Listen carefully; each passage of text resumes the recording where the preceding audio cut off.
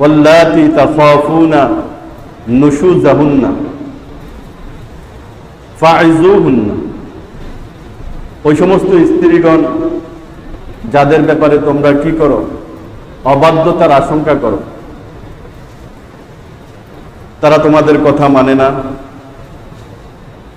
তারা বেপরদিগি চলে, আল্লাহ পাকের হুকুমের লঙ্ঘন করে,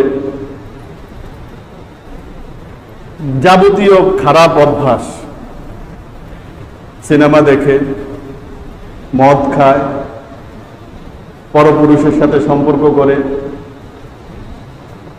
জুয়া খেলে, ইত্যাদি ইত্যাদি যত ধরনের খারাপ, স্বামীর কথা মানে না, বাইরে বাইরে সব সময় থাকে, ইত্যাদি ইত্যাদি যত ধরনের অবাধ্যতার বিষয় আছে, এগুলো যদি তোমরা তাদের কাছে দেখতে পাও, সর্বপ্রথম যে কাজটা করবে ফাইজুহুন্না,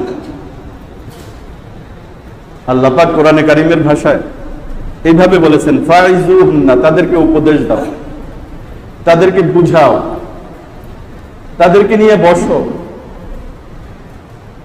যে তুমি যে মদ খাও এটা তো খারাপ কথা, তুমি যে পরপুরুষের সাথে কথা বলো এটা তো খারাপ কথা, তুমি এভাবে আমাকে না বলে কোথায় চলে যাও আমি জানিও না, এটা তো খারাপ কথা, এটার জন্য আল্লাহ পাকের এই বিধান, এটার জন্য এই শাস্তি, পরকালীন জীবনে এই অসুবিধা, দুনিয়ার জীবনে এই অসুবিধা,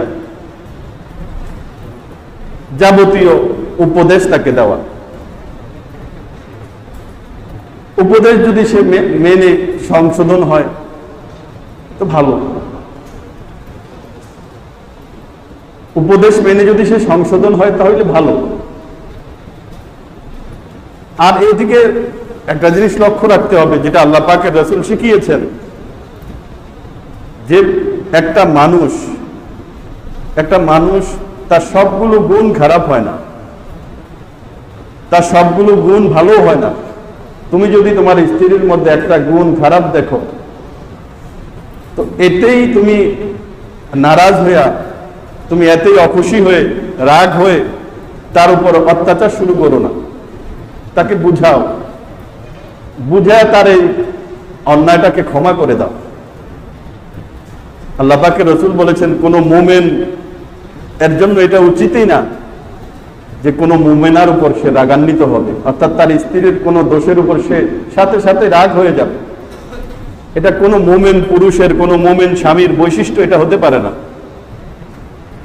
রাসূল আরো বলেছেন যে যদি তুমি তার মধ্যে একটা দোষ খারাপ দেখো, তার মধ্যে আরো ভালো গুণ আছে, সেটা দেখে তুমি সন্তুষ্ট হয়ে যাও, তার এই অপরাধটা, তার এই অন্যায়টা তুমি ক্ষমা করে দাও, আর তাকে বুঝাও, যেটা আল্লাহ পাক কোরআনের মধ্যে বলেছেন ফাইজুহুন্না।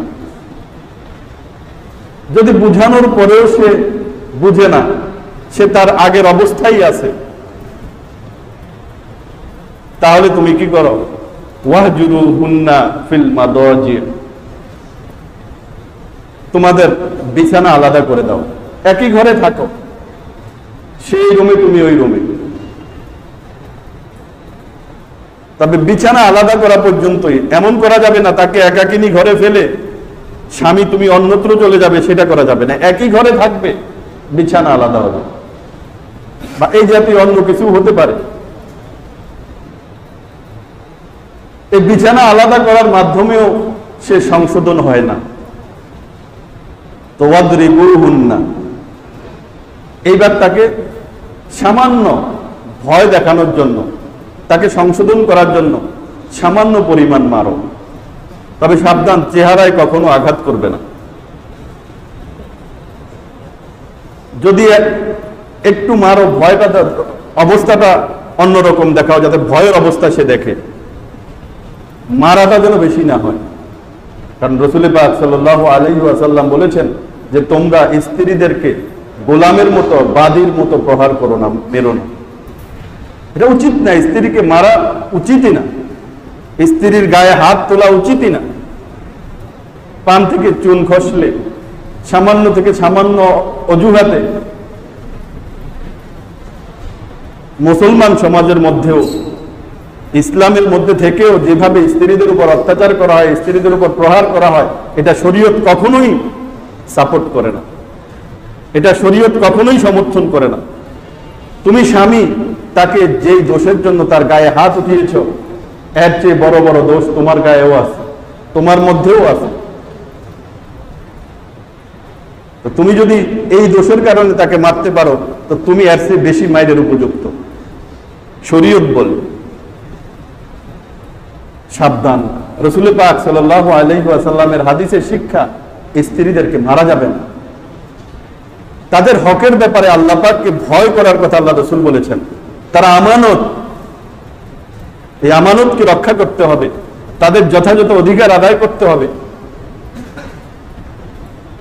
হ্যাঁ, তারা যদি যেটা কোরআনের মধ্যে শিক্ষা, উপদেশ দিলে, বিছনা আলাদা করলে, তারপরেও সে তার অন্যায় কাজ থেকে ফিরে আসছে না, সে মদ খাওয়ার অভ্যাস, সে মদই খায়। সে নামাজ না পড়ার অভ্যাস, নামাজই পড়েই না। সে স্বামীর সাথে খারাপ ব্যবহার করার অভ্যাস, সে স্বামীর সাথে খারাপ ব্যবহার করতেই থাকে। সে বেপরদিকি বাহিরে ঘুরতে থাকে, সে পরপুরুষের সাথে সম্পর্ক করতে থাকে, সে তার অবস্থা থেকে ফিরে আসে না। তো এই ব্যাপারটাকে মারো। কতটুকু? ভয় দেখানোর জন্য, যাতে সে তার মদ খাওয়া ছেড়ে দেয়, যাতে সে তার পরপুরুষের সাথে সম্পর্ক করা ছেড়ে দেয়, যাতে সে তোমাকে কষ্ট দেওয়ার পথ ছেড়ে দেয়। এই জন্য তাকে সামান্য মারো, যাতে সে ভয় পায়। তারপরেও যদি সে সংশোধন না হয়, তখন অন্য ব্যবস্থা।